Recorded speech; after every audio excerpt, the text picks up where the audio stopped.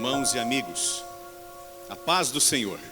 Esta é uma manhã muito especial. Você já parou para pensar o quão abençoado você é?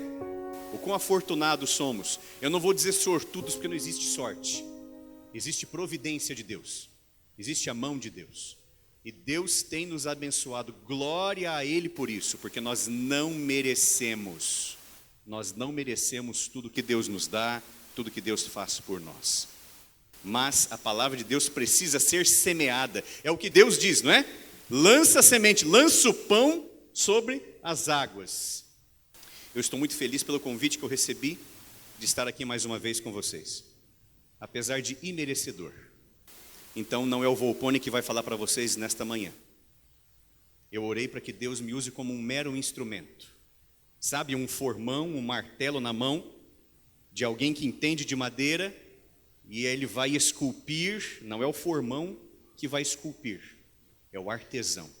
Então que o Espírito Santo trabalhe no seu coração nesta manhã e que Ele me use como instrumento, como bem aprouver. Queridos, amanhã é Dia das Mães. E eu já quero estender uma homenagem para todas as mães aqui presentes. Temos mães aqui? Levantem as mãos. As mães. Eu tenho aqui a mamãezinha da minha filha, né? Eu te amo demais. Parabéns pelo seu papel e parabéns, mamães, por tudo que vocês fazem. Vocês são maravilhosas. Sabe, as mães se cobram bastante porque elas querem ser perfeitas. Mas as mães não foram chamadas por Deus para ser perfeitas. Sabiam disso? Deus não fala assim para você: mamãe, você tem que ser perfeita, olha lá, estou te olhando, estou te avaliando aqui, é uma prova, é um teste, vamos ver que nota você vai tirar hoje. Não é assim que funciona. Deus não te chamou para te avaliar em perfeição, em nível de perfeição. As mães foram criadas por Deus para amar e cuidar. Olha que coisa linda. Não foram chamadas para ser perfeitas, foram chamadas para amar e cuidar. Quer uma coisa mais linda que isso? É uma extensão do trabalho de Deus. É uma extensão do trabalho de Deus. Sabe, a gente chama Deus de Pai por uma convenção social. Mas Deus em muitos momentos se compara e diz assim: o meu amor é como o amor de uma mãe. E chega um momento que Deus fala assim: ó, é como uma galinha que protege os pintinhos. E Deus até fala assim: olha, até o amor de mãe, que é uma coisa tão forte, não tem nada maior do que isso. Mesmo que isso secasse, o meu amor permaneceria, mas amor de mãe não seca. Amor de mãe não interrompe. E mãe quer cuidar para sempre, né? Então mãe é cria divina. Não tem nada mais especial do que mãe. E a gente tem muitas mães na Bíblia. Mães especiais, pessoas que marcaram a história. E eu estava estudando o comentário bíblico adventista esta madrugada para pregar para vocês. Eu nunca subo no púlpito sem tirar a maioria das minhas dúvidas. Muitas permanecem, mas eu quero pesquisar, e eu vou ler, eu vou atrás de teólogos, eu quero estudar a história. E eu vi. Muita gente fala: a Bíblia é machista, né? É contada do ponto de vista masculino. Olha, deem-se por sortudos que a Bíblia foi escrita como foi. No contexto em que foi. Porque foi escrita pelo ponto de vista do povo de Deus, que estava inserido num contexto também de povos que não tinham luz, e esses sim eram machistas de verdade. Estes sim eram patriarcais de verdade. O povo de Deus, mesmo pecaminoso, mesmo cheio de pecados, ainda assim Deus havia instruído: trate a mulher como ser humano, ela tem voz. Nos outros povos, aí sim, as mulheres eram meros objetos, né? Tratadas assim de forma terrível. Mas, graças a Deus, hoje vivemos um tempo em que se vê o ser humano com o mesmo valor. Como eu estava falando, nós temos muitas mães que fizeram um ótimo trabalho na história bíblica. Eu me lembro aqui de Sara, mãe do patriarca Isaac, mulher do patriarca Abraão. Eu me lembro de Rebeca, sua esposa. Eu me lembro de Joquebede, como foi contado aqui no Cantinho da Criança, a mãe de Moisés. Eu me lembro de Maria, mãe de Jesus. Olha a responsabilidade dessas mulheres, criarem homens que mudaram a história. Então, por que não dizer que essas mães mudaram a história? Eu me lembro de uma outra mãe, da mulher de Ló, não falo o nome dela, mas ela foi mãe, péssimo exemplo, né? Então a gente tem mães da luz, mas nós temos mães também que às vezes tendem para o lado das sombras. Glória a Deus, porque hoje aqui está iluminado. É só mãe da luz. Eu ouço um amém? Amém. É só mãe que está buscando a Deus, é só mãe que ora, é só mãe que entrega o filho no altar. Mas dentro deste grupo, deste escopo de mães da Bíblia, existe um grupo especial que me chama muita atenção, que são mães que oraram muito para ter os seus filhos e que tiveram muitas dificuldades para ter os seus filhos. Eram mães que no primeiro momento eram estéreis, não conseguiam engravidar. Viveram esse drama, algumas por um tempo longo, algumas por décadas. Sara mesmo, olha quantos anos esperou para ter Isaac. Rebeca, mulher de Isaac, também por um tempo, Isaac diz que orou pela sua esposa e ela engravidou, olha que interessante, mas por um tempo ela não conseguia ter filhos. Raquel, a mulher de Jacó, também, olha, Jacó fez uma coisa errada, né? Casou com outras mulheres, as outras tendo filhos, mas a que ele mais amava, nada.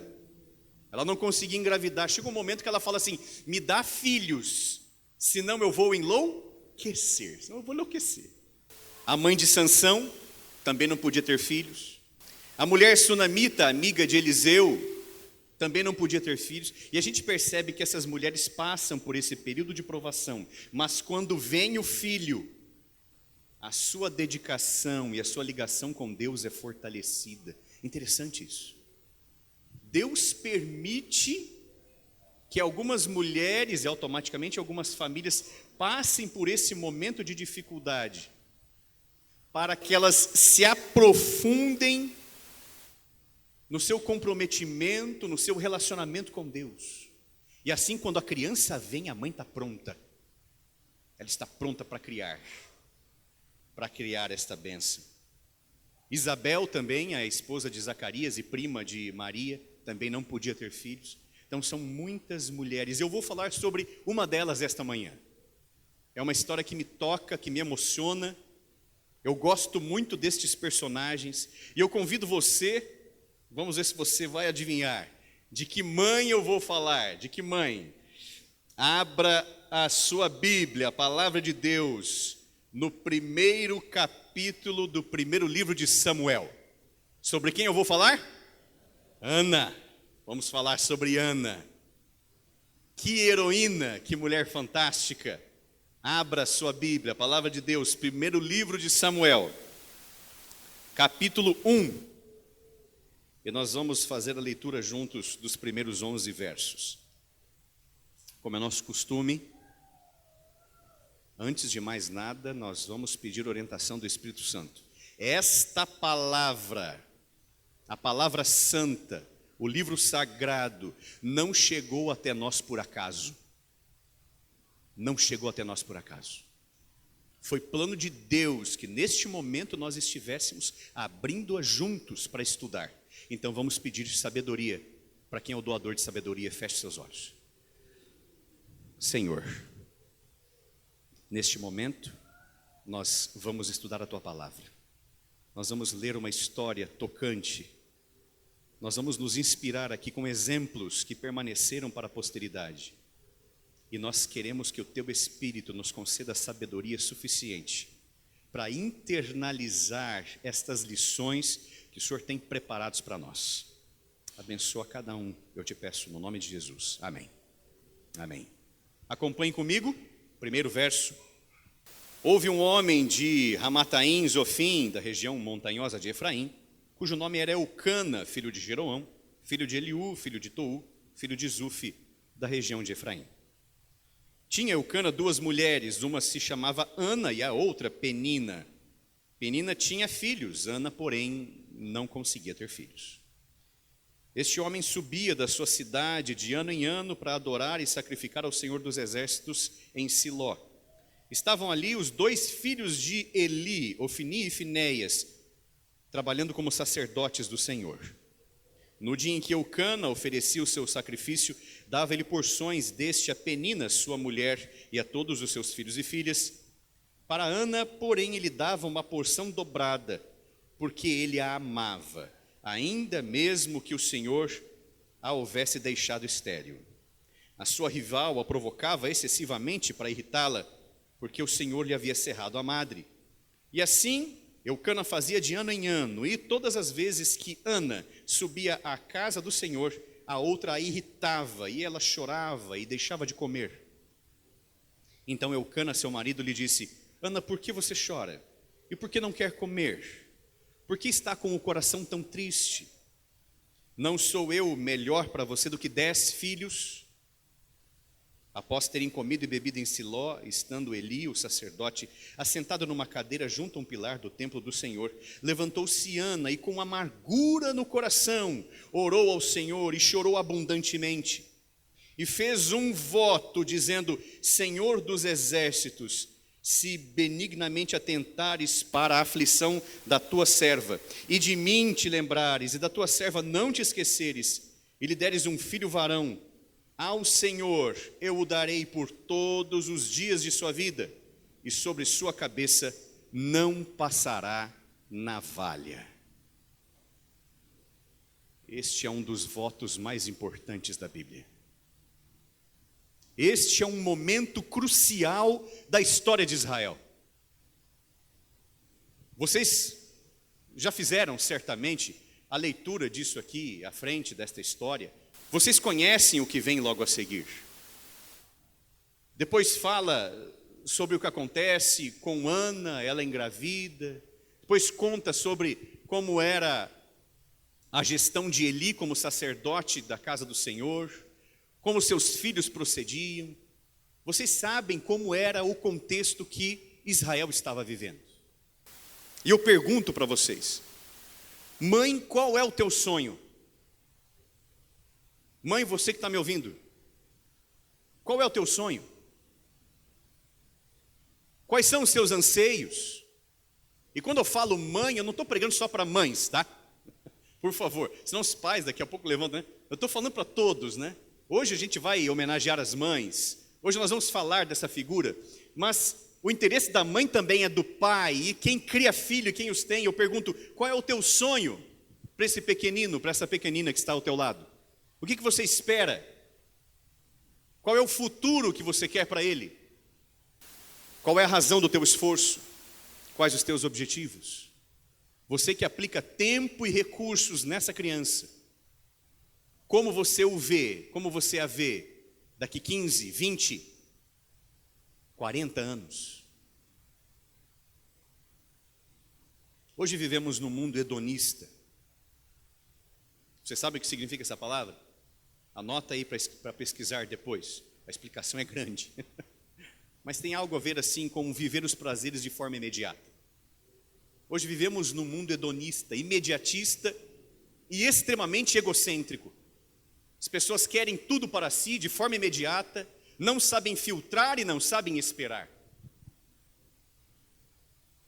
Hoje é o reinado dos prazeres. Hoje eu vejo muitos pais, e olha, eu e os professores da escola adventista que estão sentados aqui nestes bancos, nós temos algumas histórias para contar para vocês de famílias dedicadas e outras nem tanto. De gente que tem filhos para tê-los como pet, sabe, filhinho pet. Cuida ali da higiene, dá um banhinho, né? Recolhe as necessidades ali, troca a fralda e toma um celular aí para você assistir, toma um brinquedinho, igual você dá um brinquedinho para o cachorro, você taca a bolinha para ele. Não toma tempo para educar, não toma tempo para ensinar, não aplica recursos de verdade, não se responsabiliza, sai e larga para lá, igual você faz com o cachorro. Filhos não são animais de estimação. Aliás, os filhos sequer nos pertencem. Nos foram confiados, nem emprestados, foram confiados. Sabe aquela parábola dos talentos? Chega o Senhor e fala: está aqui, ó, um talento na tua mão. Quero ver o que você vai fazer com isso. E vai ter um dia que Deus vai olhar para mim e vai falar: o que você fez com a filha que eu confiei para você? Você educou nos meus caminhos, você foi fiel, você foi diligente. E essa pergunta que eu me faço, eu tenho certeza que você se faz também. Vamos orar a Deus para que Ele nos capacite. E quando eu falo isso só de criança, aí tem gente que já está na casa do sessentão, aí pensa, bom, eu já estou tranquilo, já criei o meu. Olha, a responsabilidade continua. Um conselho de um pai, de uma mãe, cala fundo no coração de um adulto que às vezes não está fazendo as melhores escolhas. Continue testemunhando, continue falando do amor de Deus, continue mostrando para ele como é que se segue o Salvador. E às vezes você é avô e vó, testemunha para o seu netinho. Qual era o sonho de Ana? O que ela esperava? Será que ela só queria ter filhos? Será que ao ter filhos, a expectativa dela era apenas para que Penina parasse, né, de falar, de tirar sarro, de humilhar? Será que era essa apenas? Né? A gente, quando lê a palavra de Deus de forma rápida, você pode ter essa impressão. Não se engane, não se engane. Vai ter um momento aqui em que Eli aborda seus filhos e fala, filhos, o que vocês estão fazendo? Vocês estão fazendo tudo errado, o povo está falando de vocês. Está fofocando de vocês. Eu escuto, se chegou em mim que sou pai, imagina os demais. Vocês podem ter certeza que Ana sabia qual era o tipo de gente que havia no templo. Ana sabia. E trazendo para a nossa realidade, não é isso que acontece, tá? Entenda o que eu estou falando. Trazendo para a nossa realidade, a Ana entraria na igreja para orar e ela ia pegar aqui um pregador, diretor da escola adventista, com 3 amantes, devendo na praça, sabe? Tudo errado, sabe? Vivendo uma vida. Não é isso que acontece, tá, gente? Sou fiel à minha esposa, ela é uma dádiva de Deus na minha vida e bota juízo na minha cabeça de vez em quando. Mas os servidores de Deus estavam completamente entregues às paixões carnais. Levavam as mulheres bêbadas para o pátio do templo e ali adulteravam com elas, no pátio do templo. Então, esta época de Ana foi um tempo terrível para Israel como povo. A liderança estava completamente perdida. Eli, o pai de Ofni e Finéias, que era o sacerdote nomeado, ele era um frouxo, ele não educava os filhos. E quando eu faço a leitura aqui do livro de Samuel, eu parece que vejo uma contraposição de um pai que não faz nada e de uma mãe preocupada. E quando Ana entra no templo, ela está em conflito. Ela vive esse drama com a sua liderança. Ela reconhece que a igreja de sua época está, afundando. Mais rápido que o Titanic. Está afundando com tudo. Liderança podre. Em vez de Eli tomar uma decisão, fala, filhos, vocês vão parar com isso imediatamente, ou então vocês estão expulsos daqui. Porque a lei de Deus fala que se vocês fizerem, vocês vão ser apedrejados. Onde já se viu? Não. Ele não faz nada. Mas sabe o que é interessante? Eu sei de pessoas hoje que saíram da igreja e deixaram de adorar a Deus por muito menos. Você conhece? Você conhece gente que às vezes escuta uma coisa e fala, o quê? Aí se escandaliza e fala, não, essa igreja não pode ser de Deus, não. O quê? Vou procurar outro lugar. Entre outras palavras, essa pessoa está dizendo, eu não me agrado do Deus da igreja. Porque se você for pensar nas pessoas que estão na igreja, você não volta mais. Por quê? Porque todos nós somos pecadores. Mas tem aqueles que são um pouco mais maduros, entenderam que igreja é como hospital, e lá no hospital tem um cara que precisa fazer um transplante de rim, e ele está mal. E se ele não conseguir o transplante, ele morre semana que vem. Mas tem o outro que vai lá porque ele precisa fazer uma cirurgia no olho. Se ele não fizer a cirurgia no olho, ele não vai morrer naquele momento. Vai ficar cego. Aí ele pode, com o tampão no rosto, olhar para o outro do lado dele e falar, sei, tá mal, hein? Vai. O que foi fazer da vida dele? E já começa no julgamento. Não, vai que esse cara me passa uma doença. Aí ele olha para um outro, vai falar, aquele lá então está pior ainda. Engraçado, né? Mas está todo mundo dentro do hospital. E todo mundo precisa de atendimento médico. Senão um perde a perna, outro perde o olho, outro perde o rim, outro perde a vida. Todos precisam de atendimento médico. Você precisa de Deus? Você tem que falar amém, porque eu preciso desesperadamente. Você precisa desesperadamente de Deus?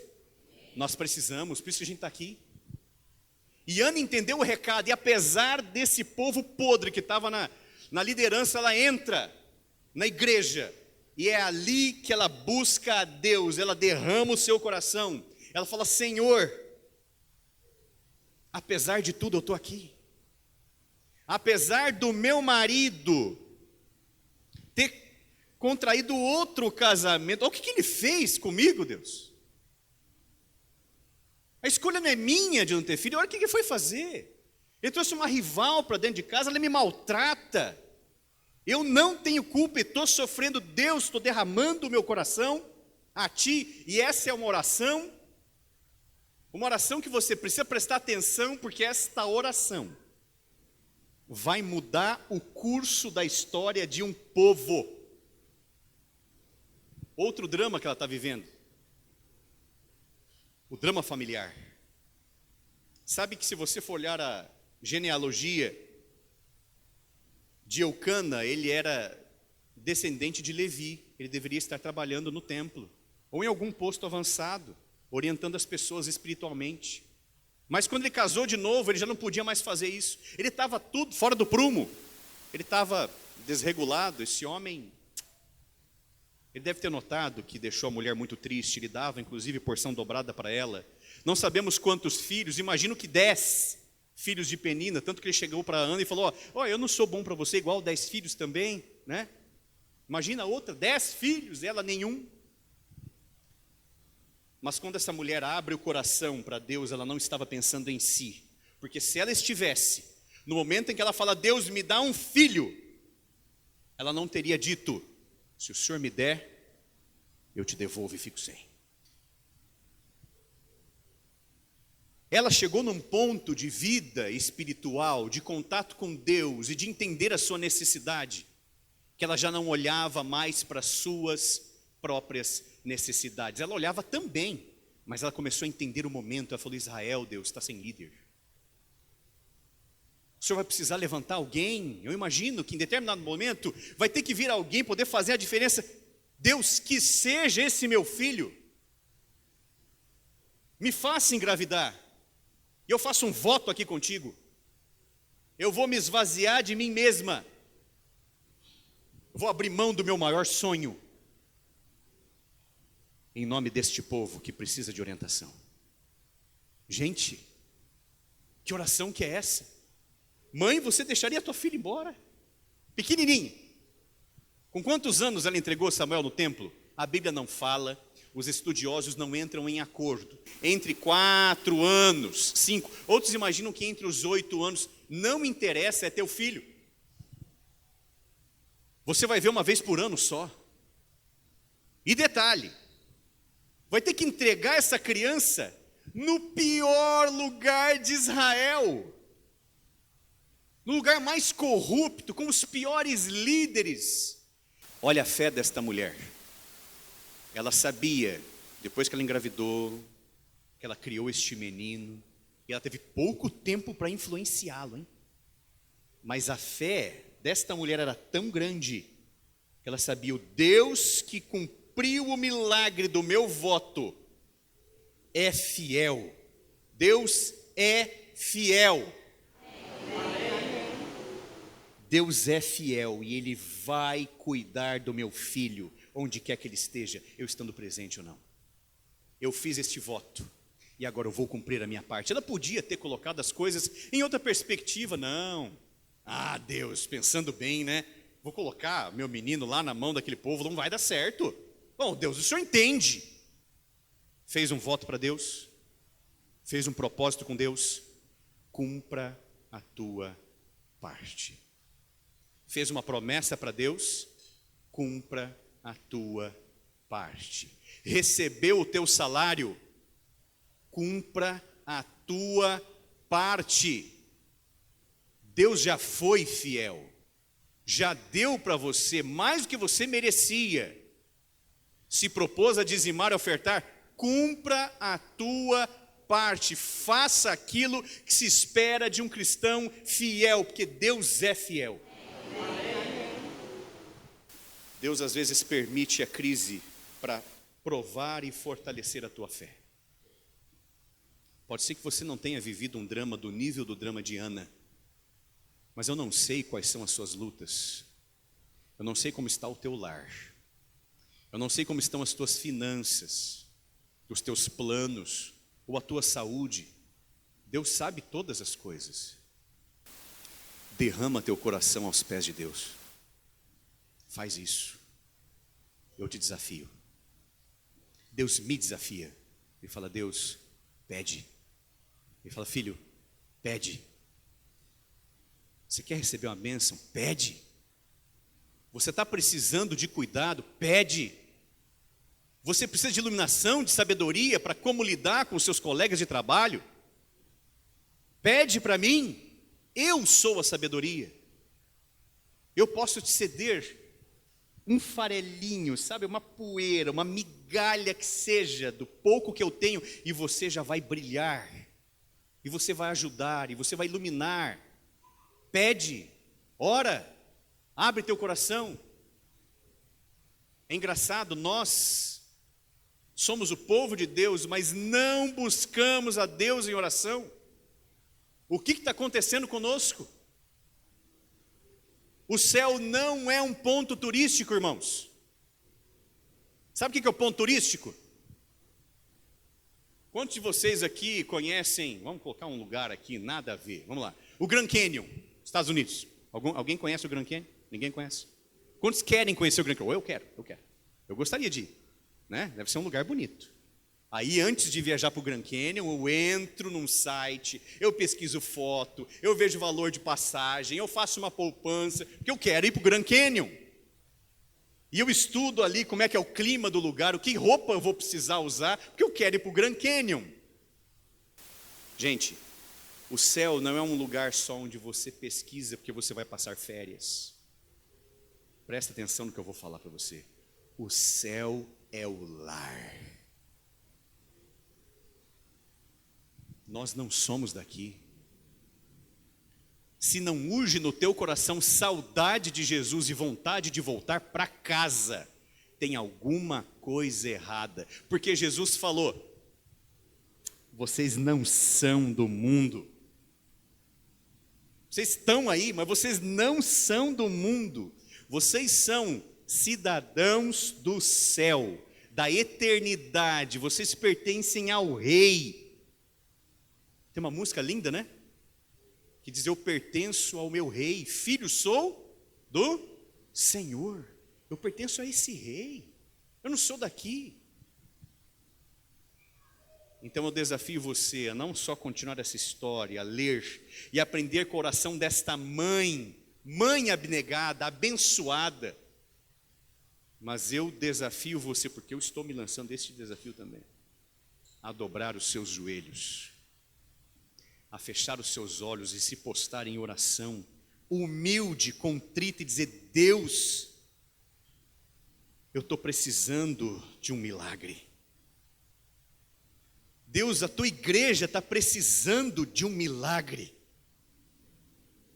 Deus, eu não estou de acordo com o que acontece.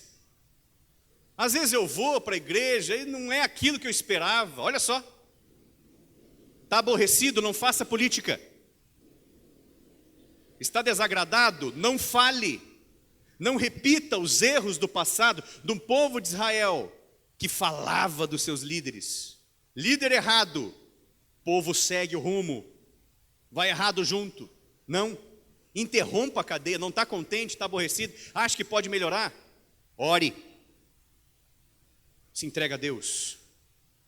Sabe qual foi a gestão de crise de Ana? Não foi fazer política, não foi levantar fundos, não foi abrir uma empresa, não foi mudar de cidade, não foi separar do seu marido, não foi. Foi orar. Deus interviu na história e mandou o menino Samuel para salvar uma nação. Sabiam disso? O povo de Israel se divide também na chegada de Samuel. Ele foi o último juiz. Depois disso vieram os reis. E como último juiz, ele fez o que Eli não teve coragem. Detalhe, enquanto ainda menino. Você pode ler, estuda, não acredita em mim não. Abre a palavra e veja. E diz que enquanto menininho, a sua mãe vinha uma vez por ano e trazia uma estola sacerdotal um pouquinho maior para ele, cada ano. E diz que o garoto já era conhecido como profeta do meio do povo. Deus falou: Eli, você já está velho e ainda não aprendeu a servir. Você ainda não está me servindo do jeito que eu quero. Sabe o que eu vou fazer? Eu vou levantar uma criança.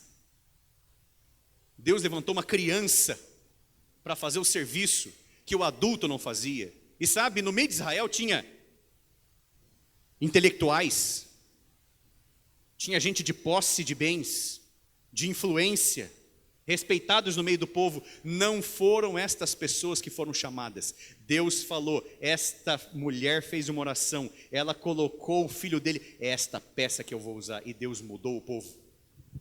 E Samuel fez uma revolução. Que os nossos filhos revolucionem a vida espiritual da nossa igreja. Que nós sejamos como Ana, uma mãe que orou e que preparou seu filho para mudar a história de um povo, para que aceitem a Deus. Eu estou com pressa de Jesus voltar, não sei vocês. Eu já não aguento mais. O mundo está chato. As coisas estão ficando difíceis. Estão ficando perigosas. Olha o nosso governo. Que Deus abençoe esta igreja, para que os nossos filhos sejam como filhos de Ana e não como filhos de Penina. Quantos filhos de Penina, você conhece o nome aí, sabe de cor? Pode abrir a Bíblia, você não vai achar o nome de nenhum. 10 filhos de Penina não valiam um filho de Ana, porque era uma mulher que orava. Esse exemplo de uma mãe de oração, olha o que fez com Samuel. Avança aí o livro de Samuel, vai para o capítulo 12. Esse é um dos meus versos favoritos da Bíblia. Vá para o capítulo 12 de Samuel, verso 23. Samuel falando para o povo, hein? Líder de verdade. E ele via a sua mãe uma vez por ano, mas ela vinha e orava com ele. E olha o que ele coloca como ponto mais importante. Ele como líder, e você pai e mãe, vocês são líderes do seu lar. Recai sobre vocês essa responsabilidade. Ele disse assim, não preciso nem ler, porque eu sei decor. E quanto a mim, longe de mim, pecar contra o Senhor, deixando de orar por vós. Se eu que sou líder deixo de orar por vocês, se eu deixo de orar pelos meus professores, se eu deixo de orar pelos meus alunos, se um pastor deixa de orar pela sua congregação, se um ancião deixa de se preocupar com o povo que está comissionado sob suas asas, é pecado. Ele fala: longe de mim pecar contra o Senhor, deixando de orar por vós. Antes, eu vos indicarei o caminho bom e direito. Eu vou mostrar para vocês por onde é que se anda. Sabe como? Através de oração. Olha que líder. Olha a mãe que ele teve. Que Deus abençoe a cada mãe. Que as use para criar pequenos Samuelzinhos, pequenas Anas, que vão revolucionar e que vão apressar a volta de Jesus. Vamos orar? Eu convido você a ficar em pé e vamos buscar a Deus mais uma vez em oração, porque este é o nosso desafio, hein? É o desafio desta semana, orar. Qual o desafio desta semana? Orar. Feche os seus olhos. Ó Deus, tem misericórdia de nós. Tem misericórdia de nós como povo, Senhor, porque estamos, sem querer, afrouxando as rédeas, e estamos nos encaminhando como Israel do passado, para a mornidão, para viver como os povos vizinhos. Isso não pode acontecer. É preciso no meio de nós, não apenas mães, mas pais, liderança, gente que ora, que se entrega, que entende o momento e a urgência dos tempos, a brevidade da volta de Cristo. Então por isso, Senhor, eu te peço, nos humilha a ponto de entendermos que precisamos de Ti desesperadamente, que precisamos orar mais, que precisamos nos descarregar de nós mesmos, das nossas vontades mesquinhas, e que precisamos olhar o todo, olhar a necessidade do Teu povo. Abençoa, Deus, porque nós queremos voltar para o lar, mas nós ainda estamos muito cheios de defeitos, falhas e vícios. Então nos limpa, nos lava com Teu sangue, nos mostra, Senhor, qual o caminho. Fala conosco através da Tua palavra. Eu te peço essas bênçãos, a bênção da comunhão, no nome de Jesus. Amém. Amém. Que Deus abençoe a cada família nesta manhã. Que Deus te abençoe, meu amigo que está assistindo esta mensagem. Eu não sei quando no futuro. Deus te ama. Um grande abraço a todos. Deus abençoe.